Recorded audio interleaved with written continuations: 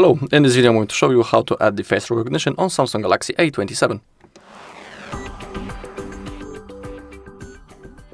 Okay, go to settings, then scroll down a little bit, go to security and privacy, tap on the lock screen. If you don't have it, you need to type it first, you have to create it first, then go to biometrics, face recognition, and then click on continue. Now we need to register our face, so hit the button and then a frame will appear and we need to position our face in it.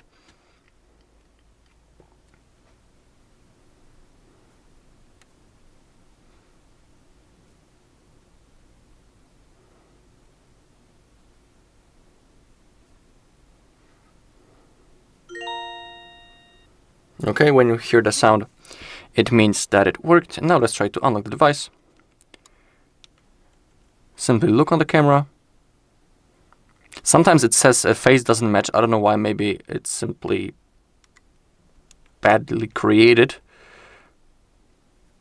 I was registering my face like a few times, and almost every time it doesn't want to work at the first try. I don't know what's going on.